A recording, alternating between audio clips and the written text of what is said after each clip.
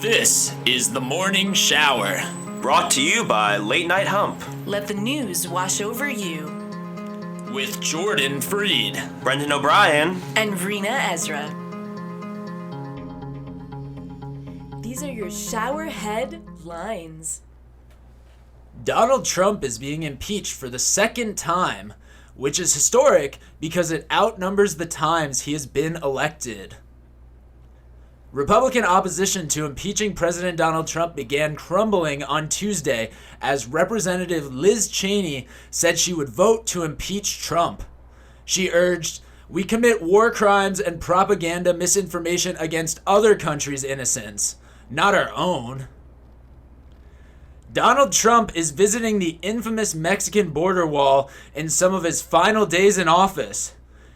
He better be careful, though, or we might throw him over. Before his trip to the border, Donald Trump managed to execute the first woman since 1953 in what he called a last-ditch effort to support gender equality. This was an especially specific execution because the deceased killed a pregnant woman and cut out the baby to pass it off as her own.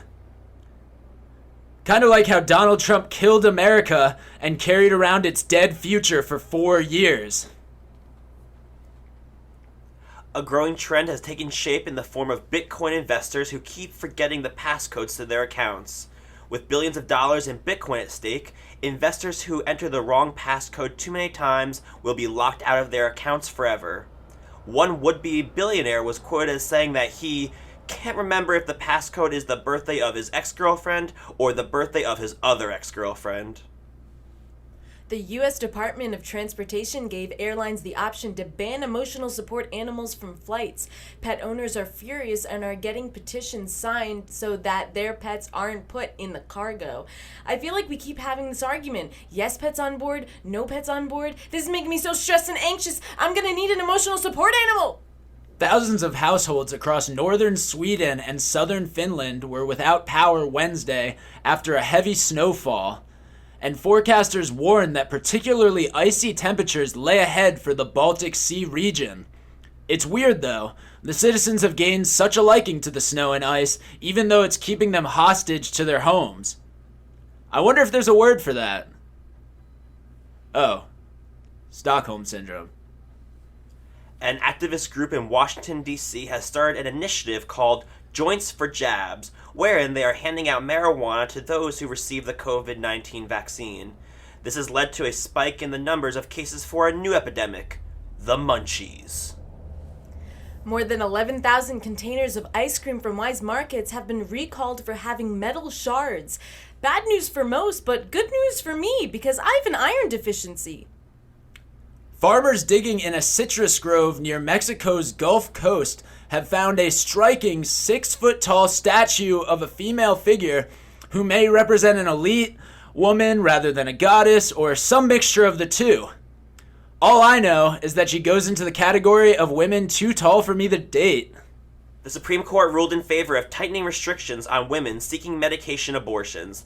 This only further proves that even in a world of political turmoil, economic woes, national division, and a deadly global pandemic, conservatives will never waste an opportunity to take away a woman's right to choose. Razer claims to have made the world's smartest mask, a new reusable N95 respirator called Project Hazel. It's waterproof, scratch-resistant, and has voice projection. And it can also enroll you in a robot army.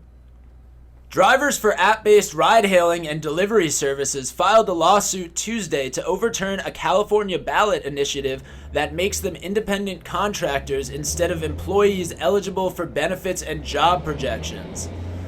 The measure, which was passed in November with 58% support, was the most expensive in state history, with Uber, Lyft, and other services pouring $200 million in support of it. For that much money, couldn't they have just provided healthcare and benefits? At an Australian McDonald's, a man was caught on camera smashing a cash register after being told to wear a mask in the restaurant. The man's outrage was a result of his insistence that he had the right to have it his way. One of the McDonald's employees was quick to intervene, telling the man, "Sir, this is a McDonald's, not a Burger King." Australian actress Rebel Wilson revealed in an interview that in 2014 she was kidnapped with a group of women while in Mozambique, Africa, and held overnight by men with guns. They were eventually allowed to leave, but not until Rebel Wilson defeated them in an a cappella riff-off. A photo of a man resembling Chuck Norris, apparently with a member of the mob storming Capitol Hill, began trending online. "This is not Chuck Norris," Norris manager Eric Kritzer told the Associated Press on Tuesday. Chuck Norris's manager says the Walker Texas Ranger star was not present at last week's deadly riot at the U.S. Capitol. The U.S. Capitol riot was present inside of Chuck Norris. A pet cat believed killed along with her owner in a huge mudslide has been found 3 years later. The Animal Shelter Assistance Program in Santa Barbara County says the calico named Patches was brought in as a stray last month, and a microchip scan revealed her identity. Hollywood producers are rushing to adapt the cat's story because it allows them to get around COVID restrictions. Thank you for showering with us. Lather, rinse, repeat every day before noon. Scrub-a-dub-dub at latenighthump.com.